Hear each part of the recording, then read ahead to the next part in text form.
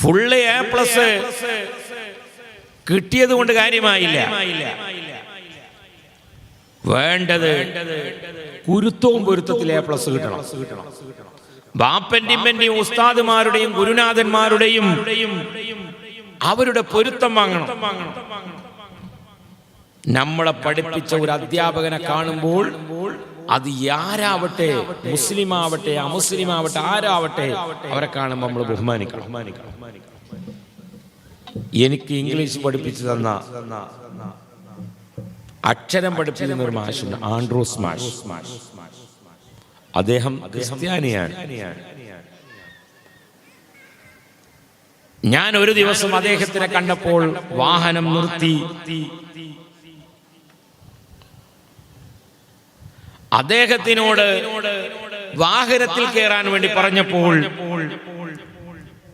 ആരാണ് എന്ന് ചോദിച്ചപ്പോൾ ഞാൻ പറഞ്ഞു, നിങ്ങൾ എന്നെ പഠിപ്പിച്ച സാറാണ്, അതുകൊണ്ട് ഞാൻ പോകുമ്പോൾ നിങ്ങൾ റൂട്ടിൽ നിന്നോട് കയറാൻ പറഞ്ഞു. അദ്ദേഹം വളരെ സന്തോഷം. എത്ര ആളെന്നെ പഠിപ്പിച്ചൊരു പൂണ്ടോടെ നമ്മൾ തിരിഞ്ഞു നോക്കാറില്ല. നിങ്ങൾ ഈ തലപ്പാവ് വെച്ചുകൊണ്ട് എന്നെ പരിഗണിച്ചല്ലോ, അവരുടെ പൊരുത്തം നമ്മൾ വാങ്ങണം. പൊരുത്തമാണ് വളരെ പ്രധാനപ്പെട്ട ഒന്ന്. ഈ സദസ്സിൽ വരുമ്പോഴും ഈ സദസ്സിന്റെ പൊരുത്തം നമുക്ക് വാങ്ങണം. പൊരുത്തം കിട്ടാത്തവരായി മാറരുത്. ഒരാള് ഞാൻ ഗൾഫിൽ ചെന്നപ്പോൾ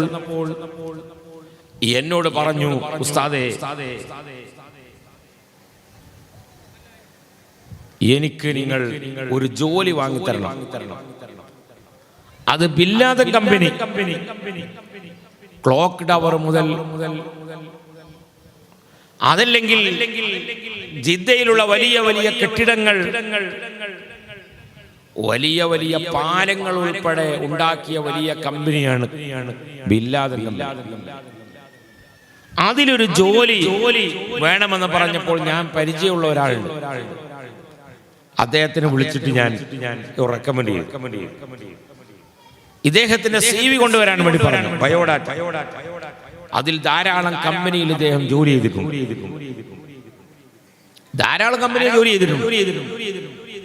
ഉടനെ മാനേജർ കണ്ടപ്പോൾ മാഷാ അല്ലാഹ്, ഒരുപാട് കമ്പനിയിലെ പ്രാക്ടിക്കൽ സർട്ടിഫിക്കറ്റ് ഉണ്ട്. ഓനെ ഒരു അസിസ്റ്റന്റ് സെക്രട്ടറി ആയിട്ട് ജോലിയിൽ കയറി. അവന്റെ ശമ്പളം എത്രയാ? സ്റ്റാർട്ടിംഗ് ശമ്പളം 8,000 റിയാൽ. 8,000 റിയാൽ എന്ന് പറഞ്ഞാൽ 2 ലക്ഷം രൂപയോളായി. പിന്നെ റൂമിന് 1,500 റിയാൽ റൂമിന് ശമ്പളം, റൂമിന് കൊടുക്കും. 100 റിയാലിന്റെ റൂമിലാ നിൽക്കുക, മൂട്ടുള്ള റൂമിൽ. ബാക്കി 1,400 പോക്കറ്റിലുണ്ട്. ഇവിടെ പെരുന്താറ്റിൽ വന്നിട്ട് കുറെ സ്ഥലമൊക്കെ വാങ്ങാലോ നിർത്തിയിട്ട് ജിദ്ദയിലെ മൂട്ടുള്ള റൂമെല്ലാം ഉണ്ട്. അവിടെ 100 റിയാൽ കൊടുത്താൽ അവര് ടിക്കറ്റും റീ എൻട്രി ഒന്നുമില്ല, നാട്ടിൽ പോരും. തിരിച്ചാ പെട്ടിയിൽ വീണ്ടും തിരിച്ചങ്ങോട്ടേ പോകും. ആ ടീമാണോ? ഒരു കൊല്ലമാകുമ്പോ 15 ദിവസത്തെ ലീവ് സാലറി, കോഴിക്കോട് ഇറങ്ങി നാട്ടിലേക്ക് എത്താനുള്ള ടാക്സിയുടെ കൂലി, തിരിച്ചു പോകാനുള്ള ടാക്സിയുടെ കൂലി, ഫ്ലൈറ്റിന്റെ ചാർജ്. 15 ദിവസത്തിന്റെ ഇടയിൽ പനി വന്നാൽ പാരസിറ്റാമോൾ കുടിച്ചിട്ടുണ്ടെങ്കിൽ അതിന്റെ ബില്ല് വരെ കമ്പനി കൊടുക്കും. സുബ്ഹാനല്ലാഹ്, അങ്ങനത്തെ കമ്പനി കിട്ടിയാൽ അങ്ങനെ 2 ലക്ഷം ഉറുപ്പിക ശമ്പളമുണ്ട് ഇവന്. ഞാൻ പിന്നെ ഒരു തവണ കണ്ടപ്പോ ഞാൻ ഓനോട് ചോദിച്ചു, അൽഹംദുലില്ലാ, ഞാനെല്ലാം മദ്രസക്കും പൈസ അമ്പാവൻ അവരോട് വാങ്ങാൻ കരുതിയിട്ടാണ് ചോദിച്ചത്. അപ്പൊ ആ ജോലിയൊക്കെ റാത്തായിട്ട് പോകണല്ലോ ചോദിച്ചു. അല്ല ഉസ്താദേ, ഞാൻ അവിടുന്ന് ഇറങ്ങിക്കണതാണ്. അതെന്തി ഇറങ്ങി? ഞാൻ അവിടെ 26 ദിവസമേ നിന്നിട്ടുള്ളൂ. 26 ദിവസം കൂടെ ഇറങ്ങിക്കണതാണ്. 1 മാസം കൂടി ഫുള്ളാക്കിയിട്ടില്ല. അതെന്ത് ചോദിച്ചു? അത് ശരിയാവൂല. ഈ ശരിയാവൂല പറയണ ശൈത്താന്റെ വരാം. ചിലർക്ക് ഇങ്ങനെ ഇവിടെ കുത്തിരിക്കുമ്പോൾ തോന്നുന്നു അവിടെ ആ റോഡ് സൈഡിൽ നിന്നാതെ കുഴപ്പമില്ല. റോഡ് സൈഡിൽ നിങ്ങൾക്ക് ഇങ്ങനെ തോന്നുന്നു അവിടെ കസാലി പോയായിരുന്നോ, കുഴപ്പമില്ല. രണ്ടിടത്തും ഇല്ലാത്തത് ആ ചോറിൻ്റെ അടുത്ത് വെറുതെ ഇങ്ങനെ കറങ്ങി നടന്നാൽ തിരക്കിടില്ലാന്നോ. കീസാക്കിയ ചോറിനെ പിന്നെ അങ്ങോട്ടൊന്ന് വെച്ച് ഇങ്ങോട്ടൊന്ന് വെച്ച് ഇവിടെ അല്ല പറഞ്ഞേ, വേറെ കുറെ സ്ഥലത്തുണ്ടാകാം. ഇങ്ങനെ ചുരുക്കി പറഞ്ഞാൽ സമ്മ ഖൈറ് ദാക ഖൈറ് എന്നാണ് ആ ശൈത്താന്മാരുടെ പേര്. പേരുണ്ട്. അങ്ങനെ ഇവൻ 26 ദിവസമായപ്പോൾ അവന് തോന്നി ദാക ഖൈർ, അടുത്ത കമ്പനിയിലെ ഖൈർ. അവിടുന്ന് പോയി. അപ്പൊ അമ്മ മദ്രസക്ക് സമ്പാനാകാൻ പറ്റില്ല, കാരണം അച്ചങ്ങായി അവിടുന്ന് പോകുന്നു. അപ്പൊ ഞാൻ പറഞ്ഞു 2 ലക്ഷം രൂപ മാസം കിട്ടിയിട്ട് ഈ അവിടുന്ന് പോന്നല്ലോ, എന്തോ ഒരു പ്രശ്നം എനിക്കുണ്ട്. ഒന്നിരിക്കൽ മാതാപിതാക്കളെ വെറുപ്പിച്ചവനാണ്, ഇല്ലെങ്കിൽ അന്നെ പഠിപ്പിച്ച ഏതോ ഗുരുനാഥന്മാരെ വെറുപ്പിച്ചിട്ടുണ്ട് ഇന്ന് ആലോചിച്ച് നോക്കാറ്. അവൻ പറഞ്ഞില്ല ഉസ്താദേ. ഞാൻ പറഞ്ഞിട്ടുണ്ട്. ഒലക്ക മുണങ്ങിയിട്ട് സുന്നമാക്കി പിടിച്ചിട്ട് കാര്യമില്ല. ഒലക്കാരനെ തിരിയോ അൽഫാം തിരിയോ വേണ്ട, റെഡി. അതുകൊണ്ടാണ് ഇപ്പൊ നമ്മളെ മദ്രസയിലൊക്കെ സിലബസ് മാറ്റി. മത്തം കറി അസിലം കുത്തി. ഓനോട് പറഞ്ഞിട്ട് കാര്യം അവൻ തിരിയൂല. ബഷീർ കീസ കീറി, കുനിയൻ അമ്മിയിൽ കീറി, മണ്ടൻ ഉണ്ട തിന്നു. വല്ലതും തിരിഞ്ഞാർക്ക് ഇല്ല. ഷവർമ നല്ല ടേസ്റ്റ് ഉണ്ട്, തിരിഞ്ഞോ? റെഡിയാ. ഓൽക്കെന്ത് കുനിയൻ, ഓൽക്കെന്ത് അമ്മി, ഓൽക്കെന്ത് കുന്താണി. ഞാൻ ചീത്ത അറിയല്ല കേട്ടോ. സുബ്ഹാനല്ലാഹ്. ഇത് സങ്കല്പിച്ചോ, ഒലക്ക തിരിയില്ലെങ്കിൽ ഈ മൈക്കിന്റെ സ്റ്റാൻഡ് സുന്നമാക്കി എന്ന് പറഞ്ഞാൽ വയറ് നല്ല സ്വാദന കിട്ടാനുള്ള മരുന്ന. ഓപ്പറേറ്റർ നാളെ കുടിച്ച് രാവിലെ ഒഴിവുണ്ടാവും കുടിച്ചാൽ മതി, ഇല്ലെങ്കിൽ വൈകുന്നേരം മണിക്കാൻ പറ്റില്ല. അപ്പൊ ഒരാൾ ഈ വയറ് കേട്ട് നല്ല വയറിന് ക്ലീൻ ചെയ്യാൻ പറ്റുന്ന മരുന്നാണ് സുന്നമാക്കി. അതുകൊണ്ട് ഈ മൈക്കന്റെ സ്റ്റാൻഡ് എടുത്തിട്ടാണ് വിഴുങ്ങിയിട്ട് സുന്നമാക്കി കുടിച്ചാൽ ദഹിക്കൂല. അതിന് മഞ്ചേരി മെഡിക്കൽ കോളേജിക്കോ അല്ലെങ്കിൽ കോഴിക്കോട് മെഡിക്കൽ കോളേജിക്കോ മേജർ ഓപ്പറേഷനാണ്. അതിന് സുന്നമാക്കി നിൽക്കൂല. എന്നതുപോലെ ഒരാള് വാപ്പയുടെയും ഉമ്മയുടെയും പൊരുത്തക്കേട് വാങ്ങി, തന്നെ പഠിപ്പിച്ച ഗുരുനാഥന്മാരുടെ പൊരുത്തക്കേട് വാങ്ങി, ഈ മജ്‌ലിസിന്റെ പൊരുത്തക്കേട് വാങ്ങി, എന്ത് അജ്മീർ ഉറൂസ്, എന്ത് ഹാജാ തങ്ങൾ എന്ന് ഒരാള് തോന്നിപ്പോയാൽ അവൻ പൊരുത്തക്കേട് വാങ്ങി. എന്ത് തങ്ങള്, എന്ത് മോലേര് എന്ന് ഒരാള് തോന്നിയാൽ അവന്റെ പൊരുത്തക്കേട് തുടങ്ങി. അതാണ് പൊരുത്തക്കേട് എന്ന് പറഞ്ഞ സാധനം. ആ ആളുകൾ ഇങ്ങനെ തിരിഞ്ഞു.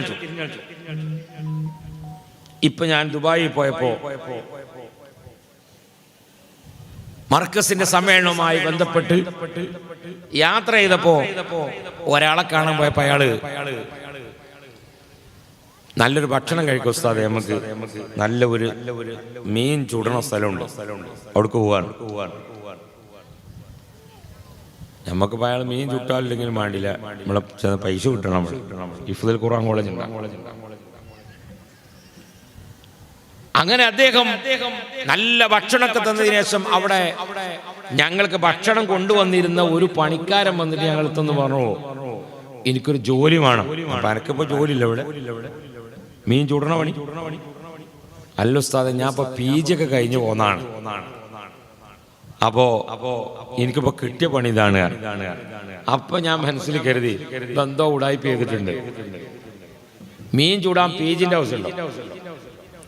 ചില ബൂഫിയിൽ ചെന്നാൽ കാണാൻ കഴിയും, B.Ed കഴിഞ്ഞ ആളുകൾ ആംപ്ലേറ്റ് അടിച്ചാൽ B.Edന്റെ ആവശ്യമുണ്ടോ?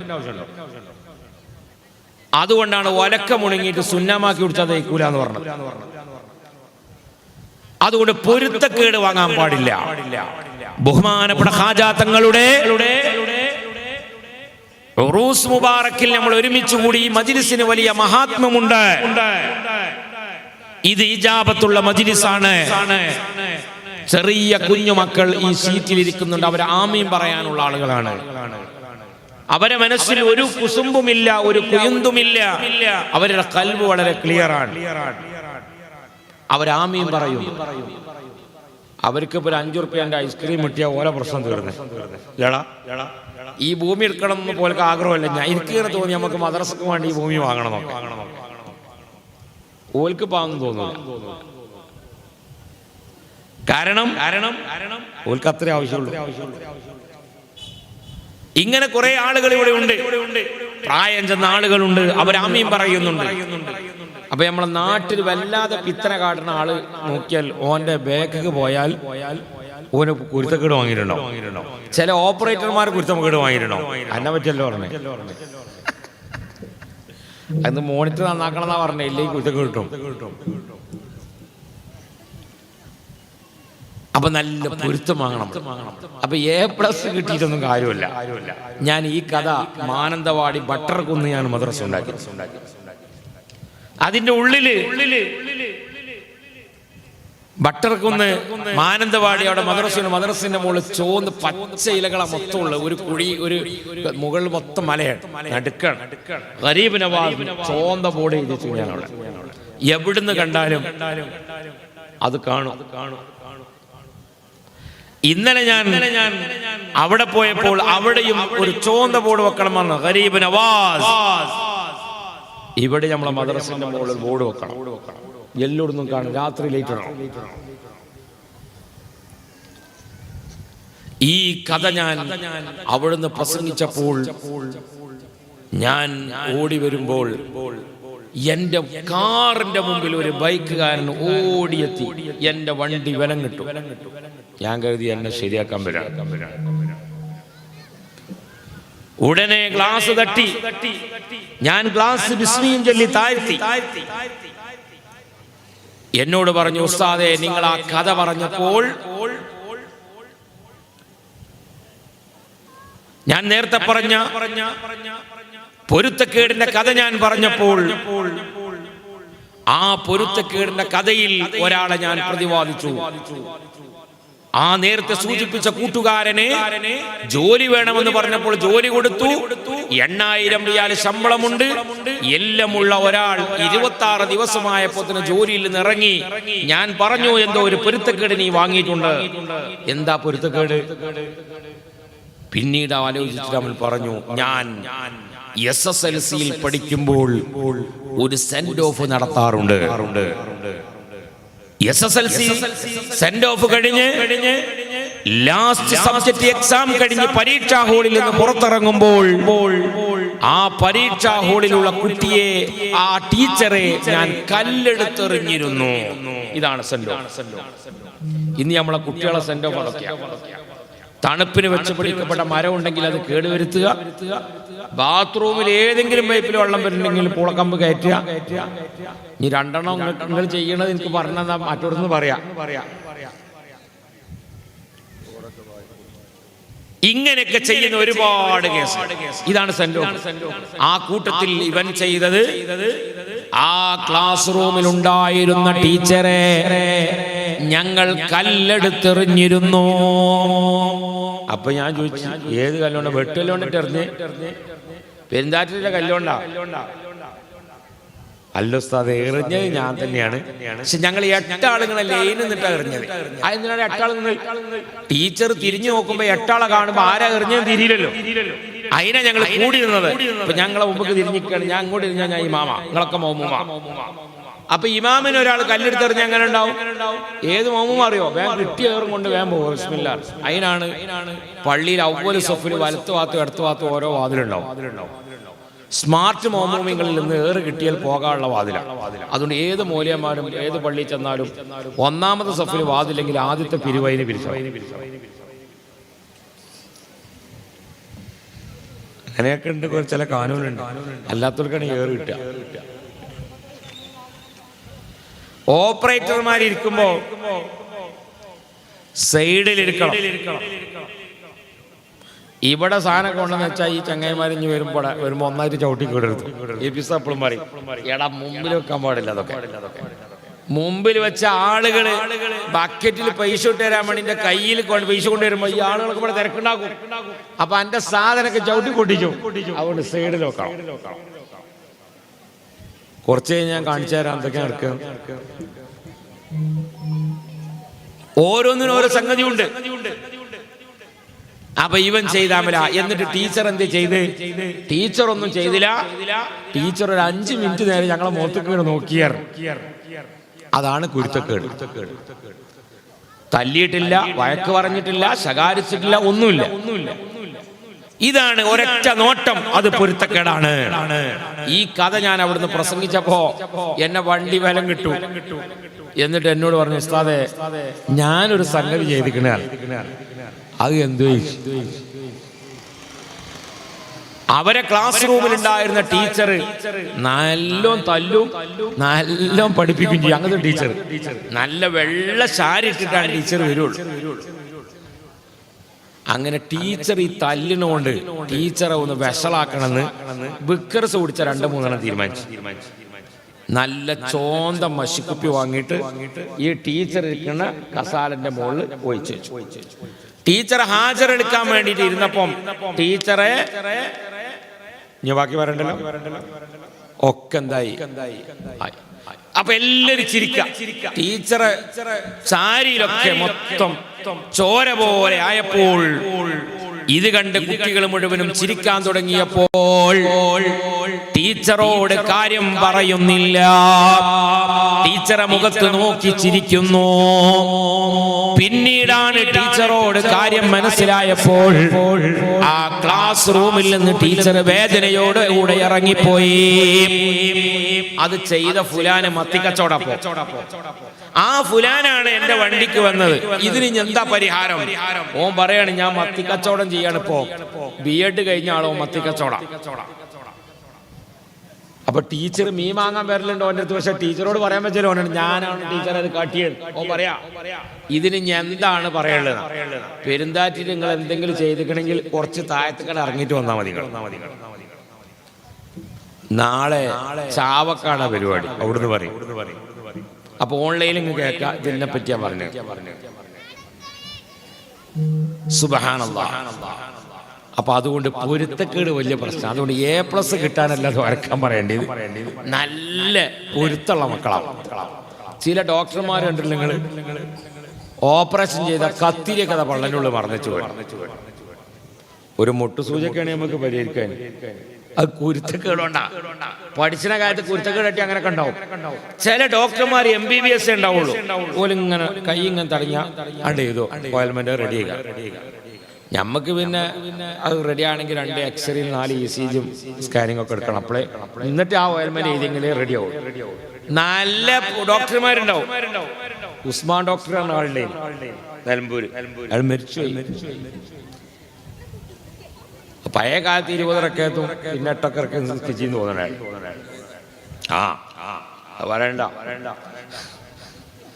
അയാള് നല്ല ഡോക്ടറാ. അയാളെടുത്തിട്ട് ഒരു ദിവസം അയാൾ MBBS നല്ല ഡോക്ടറാ. ഒരാൾ എൻട്രിയും കുടിച്ചിട്ട് കൊടുത്തു. എൻട്രി ഈ മരുന്ന് പാടത്ത് മരുന്നടിച്ചതാണ്. അത് കുടിച്ചിട്ട് അപ്പൊ കാഷ്വാലിറ്റി ഒന്നുമില്ല. കാരണം അങ്ങനെ പരിശോധിച്ചാൽ നമ്മൾ അദ്രമ ഡോക്ടറായത് ഒറ്റ ഡോക്ടറെ പരിശോധിച്ചാൽ. അങ്ങനെ ഇയാളിങ്ങനെ പരിശോധിക്കുന്ന ഇടയിൽ ഈ എൻട്രിയും കുടിച്ചിട്ട് ഇയാളിങ്ങനെ അത്യാസന്ന നിലയിൽ വന്നപ്പോ ഇവിടെ ടോക്ക് എടുത്ത് കുത്തിരിക്കണമല്ലൊന്നുമില്ല. ഓല ഇടിച്ചന് കയറി. എന്താ വെച്ചു ഡോക്ടർ? ഇപ്പൊ എൻട്രിയും കുടിച്ചതാണ് സാറേ, വളരെ പ്രശ്നമാണ്. ഓന അവിടെ നിൽക്കട്ടെ. ഓ മരിച്ചാൻ വേണ്ടി കുടിച്ചതല്ലേ. ഇവരൊക്കെ ജീവിക്കണം എന്നുള്ള ഓലൊക്കെ ഞാൻ നോക്കട്ടെ ആദ്യം. ഇവരൊക്കെ ജീവിക്കണം എന്നുള്ള ആളുകളാണ്. അവിടെ ഓൽക്ക് ഞാൻ മരുന്ന് കൊടുക്കട്ടെ. ഓ മരിച്ചാൻ വേണ്ടി കുടിച്ചല്ലേ, ഓ മരിച്ചോട്ടെ. ഞാനും അതിൽ പെട്ടേ. ഇന്റെ സിലബസോ. അപ്പൊ അതുകൊണ്ട് പൊരുത്തം വലിയ സംഭവം. ഇന്ന് ആദരവ് ആർക്കുമില്ല. ബാപ്പാനില്ല, ഉമ്മാനില്ല, ആരുമില്ല.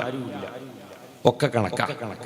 അപ്പൊ അതുകൊണ്ട് ഒരു മനുഷ്യന്റെ വിജയത്തിന്റെ ഏറ്റവും പ്രധാനപ്പെട്ട ഒന്ന് ആദരവാണ്. അത് തഅദീമു മാ അല്ലമല്ലാഹ് വതഹ്കീറു മാ ഹഖറല്ലാഹ്. അല്ലാഹു സുബ്ഹാനഹു വ തആല ബഹുമാനിച്ച വ്യക്തികൾ, ദിവസങ്ങൾ, മാസങ്ങൾ, സ്ഥലങ്ങൾ അതൊക്കെ ബഹുമാനിക്കണം.